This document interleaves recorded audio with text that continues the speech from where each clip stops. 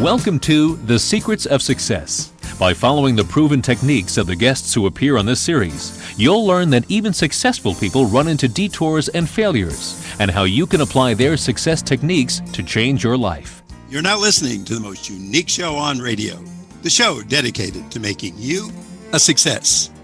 Looking for the road to success? Why not try high-end sales? Let's hear more from our guest, Kathleen Cutler. Kathleen, thanks for being with us today. So good to be here, Bill. Thank you so much for having me. Kathleen, how would you define a luxury sales expert such as yourself? So, Bill, fundamentally, I believe we're all in sales. If you've ever recommended a restaurant, if you have a 3-year-old like I do, I feel that we all are spending our days in the sales cycle. And the biggest thing that I love about luxury sales is we're going directly to the people who have shown an interest and typically have the money to invest in high-end goods and services. So when we step into luxury sales, instead of selling a $100 piece of jewelry, when we work with our clients to sell $10,000, even $100,000 pieces of jewelry, it really is incredible to see that affluent buyer and what they are interested in. So that's exactly what I do in my work as a luxury sales expert. A sales professional early in my career once taught me a good lesson. He said, Bill, you can sell pencils or real estate. Where do you think you're going to make the most money? And of course, the lights went on and I said, okay, you got me on that question. Let's move on to question 2. But of course, it does make sense. If you're selling something where the margin is 50 cents or $1, it's certainly not as much as a high-end product or something you can do there. What type of high-end industries or products have you worked with? So typically, I love that you brought in real estate, but typically I'm working with high-end jewelers, but I actually started my career in the high-end outdoor space. So I worked doing high-end outdoor adventures. So canyoneering, rock climbing, mountain biking. So as you can imagine, that's a sales job too. Once the people are in the sport that you're doing, you have to sell them to keep going. So that's really where I got my career started. I also worked in a high-end summer camp for really affluent children. So those are some places where I really look back at where my sales career began, was in those particular roles. Honestly, that seems like to me a very difficult, any of those 2 that you mentioned. So you must be good at what you're doing. That's what I'm saying. If you can do that and get people involved in those areas, the jewelry part, I see more, I guess, because we're all familiar with jewelry and it can be attractive. And if someone looks at it, and if you really like a watch or a bracelet, it just gets into your head and you have to have it. It's something magical about that. What did you do before this? Were you always into sales, or did you have a job like the rest of us from 9 to 5? Yeah. So I worked behind the scenes in jewelry stores. So, I started my career in high-end outdoors. So again, doing the high-end, actually guiding people. And then I stepped into actually working and making jewelry. So it was more of a 9 to 5 role. I was making jewelry on a jeweler's bench. But then I stepped behind the counter and actually started selling the jewelry. The woman I worked for had 3 brick and mortar locations.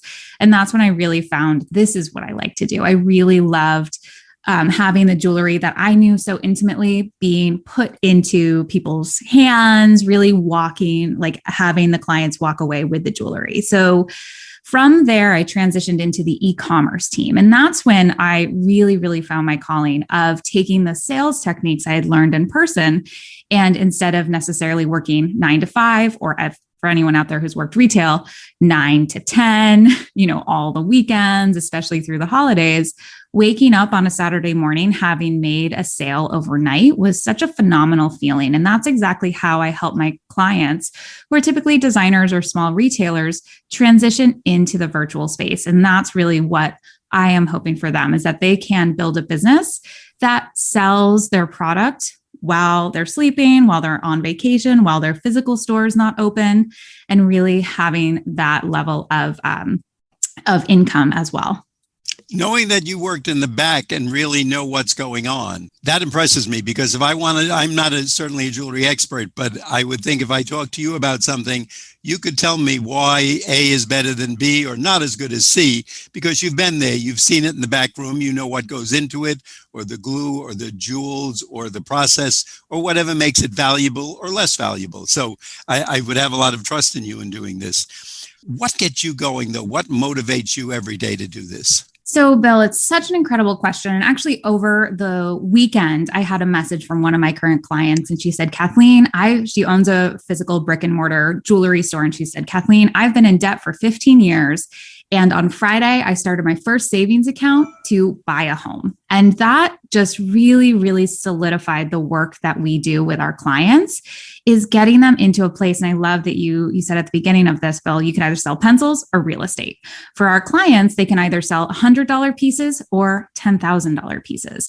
And when we can move them into understanding what it takes to sell those $10,000 pieces, those $100,000 pieces, we also teach them systems to save percentages of those so they can then, save up for a down payment. But that's really what gets me out of bed in the morning, is making a tremendous difference in my clients' lives. Last week, we had a client on who, of course, this is years ago, she was making $4.25 an hour as a single mom with large children to feed. She decided to open up her own company dealing with sales. And last year they made $350 million. So I think if any of our listeners need an incentive, they know they're listening to the right show and to the right person and listening to you, because there's a lot of opportunity that's probably right out there. And today people are looking for it more than ever. Kathleen, also, I just want to make sure our audience knows, when you talk about dealing with clients, you train people to do sales. Am I correct? I do. Yep. So I took my expertise of selling high-end jewelry, both in person and online, and now teach and mentor other jewelers and other high-end sales professionals to do the same. So I actually run a year-long program. It's called the High-End Sales Society, and it goes through all of the... I want to be part. I'm signing up. Bill's going to be there. All right. I'll be there. And it's all about relationship building. Our big philosophy is the best clients are the ones you have. So we have a whole methodology around taking exquisite care of your existing clients, sending thank you notes, sending little gifts, remembering their children's names, all of these small details that are just very, very old school, but go so far in building these relationships. Kathleen, I'll give you some support to that, because as you can see, I'm not a young person, so I've been around a while. And do you know, I would say not one vendor that I deal with, and like anybody else, I buy cars, I buy watches, the usual things, not excessively, but the usual. I cannot even think of the last time I got a note at the end of something saying, how did I do? Would you tell me how I could have improved this or do better? I think once now, because someone just told me, please give me a 10, because if you don't give me a 10, it counts as a 0 and I may not get renewed next year or something like that. But no, of all the private people I deal with, whether they're lawyers, accountants, professionals, or in sales like yourself, just the fact that they would have written to me would impress me. I would say they care enough about me to write. They just went 99% up the scale. And of course, that's why I would be doing business with you and not your competitor. And it's incredible, Bill. We actually had a client, one of our clients that we mentor, reached out to someone she hadn't worked with since 2018 and to just check in. How are you doing? And actually earned a $43,000 ruby sale from this woman. This woman had reached out to 2 other vendors. And similar to what you're saying, Bill, they actually just never got back to her, even a woman who had taken a deposit. So my client, through simple, modern virtual etiquette, reached out, kept in touch, and earned not only this one piece, but now they're working on a $100,000 piece. So it really is, when we can reconnect with some of these old school techniques, letter writing, keeping in touch, proactively sending gifts, remembering birthdays, anniversaries, it goes so far. And it sticks out, especially for really anyone in the space, but especially millennials. This is a technique called clienteling, and it's something we all used to be quite familiar with. And the more we can really bring it into the virtual age, maybe you're texting instead of writing a handwritten note, but the more we can truly keep in touch with these clients that we already have, as you said, Bill, they'll be so much more likely to do business with us, but then also recommend to friends. And isn't it amazing what you're telling us? It's old school. It's the simplest and the least expensive. I'm thinking, how could I even make it expensive? Well, if you send it by regular mail, it's the cost of a stamp and 2 pieces of paper, the envelope and the note. And if you can't afford that in high-end sales, there's something wrong. The picture isn't coming together. And it's your time, Bill. And I think that that's where most people bristle. It's time and organization. And that's where we help our clients. We've actually built out a totally bespoke customer relationship management tool that reminds you to do these things. It starts to track your referrals. Once you sell a high-end jewelry piece, we have a whole roadmap for the next year of the touch points, how you're keeping in touch, what you're saying. So we've really built out all of these different touch points. And the biggest thing is that you need to be reminded to do it. Too many people have we like to say tabs in your brain. They're like, oh, I'll remember to do that. I'll know when it's been 3 months since Bill bought his car, but not until you have a literal reminder right in front of you will you remember that. You should be reaching out and saying something along these lines. Again, it's not automated. It's what we call personalized automation, where you're being reminded to take this action to reach out. I'm going to keep our studio director happy and know that I'm thinking ahead, because at this point in the show, I'd like to remind our listeners that you're listening to The Secrets of Success on the voice of Nassau Community College, 90.3 WHPC. I'm your host, Bill Horan. Today, our guest is Kathleen Cutler. She's talking about high-end sales. And Kathleen, if someone is listening and saying, wait, this sounds like it might be for me, or it's at least something I'd like to investigate, or for my son or my daughter, how can they find out more about your operation and how to reach you? So the best thing is to reach out to me at KathleenCutler.com. And when you're there, you can actually download a free masterclass that goes through the 4 secrets you need to virtually sell to the affluent. So it goes through a lot of the social selling that we teach, the relationship building, and it's totally free. So that would be my very first recommendation. That's the word we love. Free, and totally free is even better than free alone. So thank you for adding that in there. And it could be the opportunity. Everybody sits around and says, I wish my ship would come in. I wish I would get lucky, the lotto ticket. This could be your ship. You're listening to Kathleen Cutler. She's an expert in this field. What do you have to lose? If you are not working, if you're thinking of changing jobs, if you think your old job might be on the way out, this might be the right day for you. Kathleen, was there a mentor or someone you followed to get to where you are today? You know, my very first mentor I worked at a restaurant, and she owned the restaurant. She was actually one of the first founders of Whole Foods. So I'm so grateful for her mentorship. And the biggest thing she taught me, Bill, was that sales is just a matter of zeros. So for you or I, Bill, to spend, $350 on something, maybe even $3,000 on something, is just like somebody else spending $35,000 on something. And I was so grateful for that mentorship when I stepped into my first very large sale in my in-person jewelry job, where someone came in with a $35,000 budget to buy a piece of jewelry, to buy an engagement ring. And at that time, I was on commission, so I had a base salary of about that amount. And I was so grateful for my mentor, Nan's mentorship, to have had about a year of grappling with that idea of different zeros, because when he came in with that budget, I was able to know that it was just like me spending $350. And really, that's the biggest key, I think, in selling to the affluent, is understanding that psychology, that someone to spend $35,000 would be just like me spending $350. Now, Kathleen, are there some obstacles, or if we want to call them hiccups, along the way that people should expect? No position in the world, whether you're with the police force, the governor, the doctors, the lawyers, a judge, there's always some problems with any business. Nothing is problem free. Are there some things, especially when someone starts out, they should expect, and not to get overly upset and say, oh, I lost that sale or whatever? I love that. And I have 2 things, Bill, that I would recommend. The first thing, when we are stepping into selling to the affluent, is selling yourself on it. So really starting to understand that different zeros, really recognizing that it's just a proportion of what's in someone's bank account. I think when we start to step into high-end sales, it's very hard to imagine a world where, if you have friends who cannot spend $35,000 on a piece of jewelry, it's very hard to imagine that world. So I think starting to sell yourself on stepping into selling to the affluent is a really key piece. And then the second thing is really understanding that it's a marathon, not a sprint. I think people, when they step into sales, expect to close every sale that comes their way. They really expect that everyone who reaches out to them will be a perfect fit at that time. And when we're working with high-end sales, we never know when someone is going to be ready.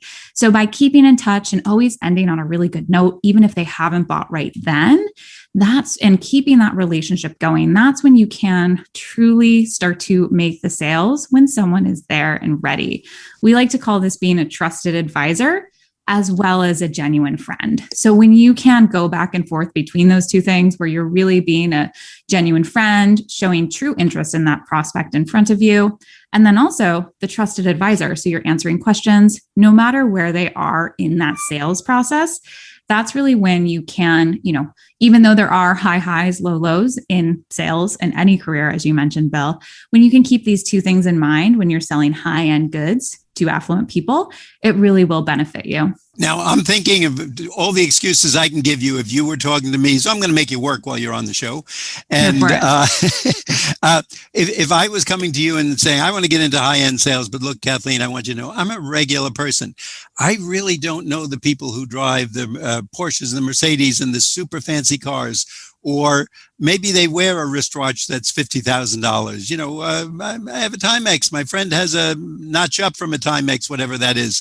But I don't know people who buy these very expensive, whether it's apartments, cars, dresses, outfits, jewelry. What's your comeback to me? It's such a good question, Bill. And it's actually something we get all of the time. And the biggest thing is to step into the philanthropic space.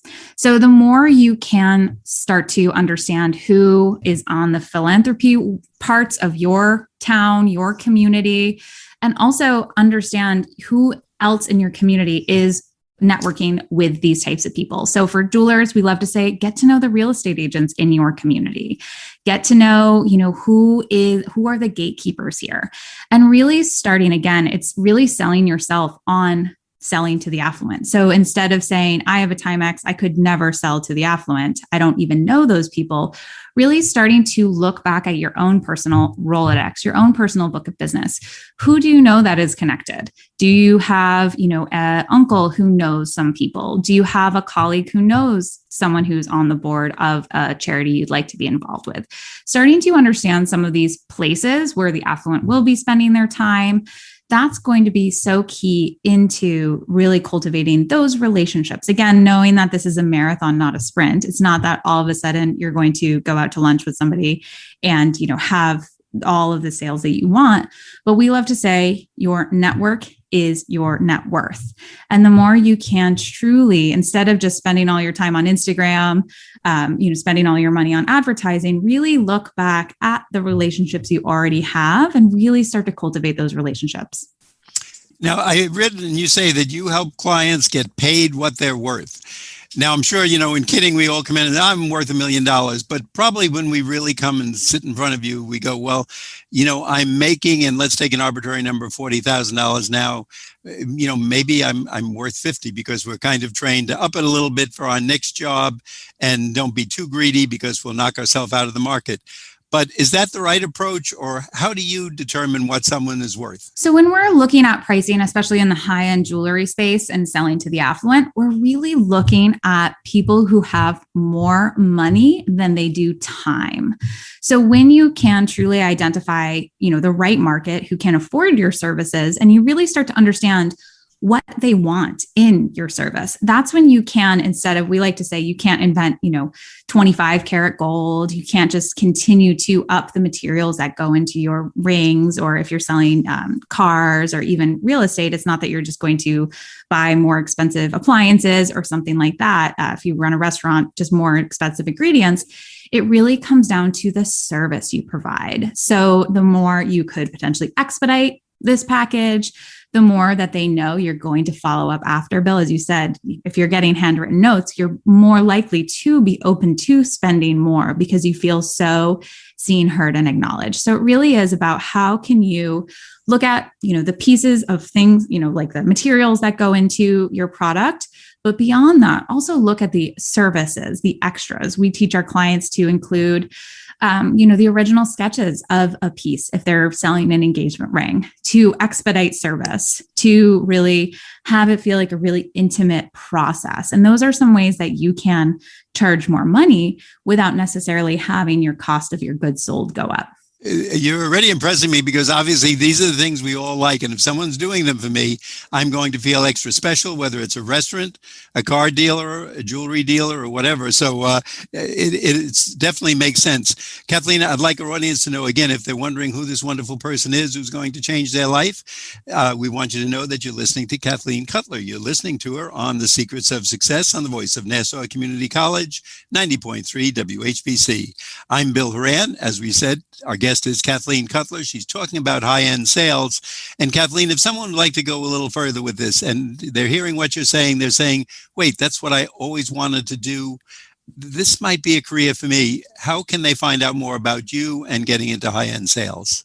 So you can visit my website, KathleenCutler.com, and I have a free masterclass that goes through how to find your high-end collectors in the gold mine that you've been ignoring.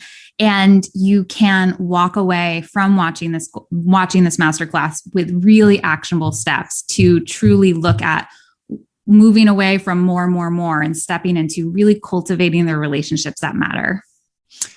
Kathleen, you mentioned, and by the way, to our audience, if you didn't get it down, I will ask Kathleen again once more time before the end of the show. So if you want to run out, grab a pencil and paper, have something handy. We always tell you, you have to take the action. We can provide the information. We've had wonderful guests on, such as our guest today, Kathleen Cutler, but it's up to you to take the next step. And if you really want to be a success, why wait? Just find out a little more. Maybe this is the opportunity that you've been waiting for. You mentioned about using some old school methods. Can you tell us what comes under old school methods and define that? Because maybe our audience is very young and they literally don't know what old school methods are. So, what luxury truly is to me is what is rare. And what is rare right now, Bill, is human connection and truly feeling like the person in front of you is paying attention. I don't know how much you see it, Bill, but when I'm out walking, I have a 3-year-old son. When I'm out walking on the streets or even at a playground, so many people are just in their phones and they're ignoring what's right in front of them. So when I think of old school technique, it's really, we'll talk a little bit about what that is actually, but really it's more of a feeling. It's more of feeling like that person in front of you is actually paying attention. So that's when I think of modern virtual etiquette. It really is, how can I let this person in front of me, even if they're not, face to face with me, even if it is virtual, that I'm thinking about them, that I'm paying attention to them as an individual. So that's the overarching piece. And then old school, it could be texting, but again, remembering someone's birthday, remembering these small details, their pet's name, what their occupation is, their children's names, some of these small details that really go so far in relationship building. We love to send gifts to our clients. We love to send handwritten thank you notes. So having some of those things falls under that old school technique, but really it just is about having that very lost art of attention. Years ago, I had the dean of a local college in my office and she hears the phone ringing. So naturally, she's looking at me like, what's wrong with you? She said, your phone is ringing. I said, I know, but I'm talking to you. And why would I interrupt our conversation for that? And I could see just that very moment we connected because it was like, wait a minute, if you think I'm more important than your phone, which she was and is, wouldn't you want to talk to that person? I certainly did. I wanted to talk to her. I had her attention while we were there. But as you say, many people today are distracted. And it also tells us we're kind of meaningless because if you're looking at a phone because your cleaner is giving you 5% off, you really don't care about my jewelry business or my car business or whatever else. Kathleen, what about the virtual world today, where I know you just had a great year? Your people that you work with went up something like over 50% in sales in a virtual period? Yeah, our clients were up on average 53%. We had a client add $1.3 million to her bottom line when her physical store was closed. We had a client sell a $12,000 piece of jewelry from sending one email. Another client closed a $48,000 sapphire ring through a 5-minute phone call. And all of these things were from that art of attention, really having that relationship building. So, but this is something that can be applied to businesses outside of the high-end jewelry business. If you have a restaurant, you could be looking, the thing we recommend our clients to do is start to identify those top 20% of their clients. So say you own a restaurant or a hair salon or even a cleaning business, identifying those top 20% and starting to cultivate a personal, genuine relationship with them. If you run a restaurant and you identify, these are my top 20% of clients, you can let them know when their favorite thing is on special and invite them in for a half-price bottle of wine. And they'll feel so special, like you were really thinking about them. The same example, if you're a car dealership, as you said, Bill, times you've bought a car, people haven't necessarily followed up.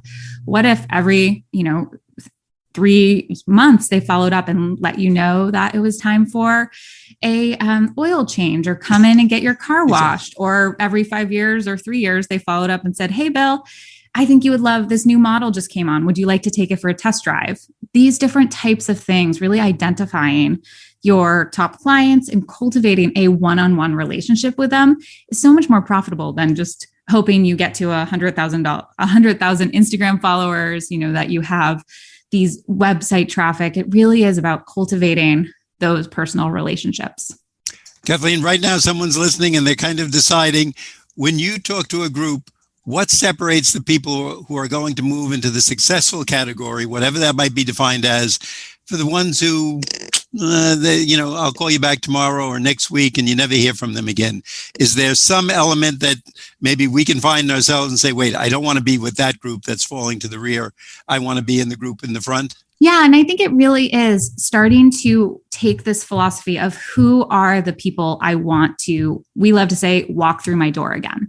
So really starting to have that list of your people, whatever business you're in, even if you're in a more traditional 9-to-5, who are the people in my life who I want to cultivate a relationship with? So it is really mutually beneficial. It's not like they're going to buy a piece of jewelry tomorrow. They're not going to promote you tomorrow. But the more we can really have this luxurious relationship of attention, really making sure the people who are on that list we're paying deep attention to, that's really what will set you apart in the world of sales. And as we began this conversation, Bill, everyone is in sales, no matter if you're going for a promotion, trying to get your 3-year-old to do something, your 4-year-old grandson, no matter what that is, we are all in the sales realm. So really identifying who is important, what is important. You love to say the best clients are the ones you have, but the best, that goes for everything. The best relationships are the ones you have. So really looking at those relationships is so key to taking this information and actively applying it.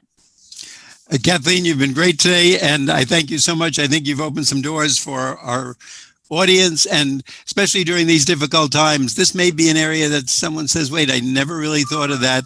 What have I got to lose? And I think with everybody, we tell our audience, we can only present the material. You have to act on it. So again, I'm going to ask you, if someone wants to get in touch with you, if they want to find out more, please give us that website. So KathleenCutler.com, and on that website, I have a free masterclass, and it goes through a few different things, but you'll really walk away knowing what high ticket clients want and what they're looking for when they invest in premium experiences, services, goods, whatever it is you're selling. So it's a not to miss free masterclass on 4 ways that you can virtually sell to the affluent. And you just mentioned that word virtually in this era. I think that's a big one too. So for anybody who's looking, rather than be working at the local fast food joint, why not jump over to Kathleen's website, find out, and maybe this may be that life-changing day that you've been waiting for. Kathleen, thanks so much for being with us today. We greatly appreciate your time. It's fantastic to be here, Bill. Thanks so much for having me. We'd like to let our audience know that you've been listening to The Secrets of Success on the voice of Nassau Community College 90.3 WHPC. I'm your host, Bill Horan. We ask you to please join us again next week at the same time when we will continue our journey to success.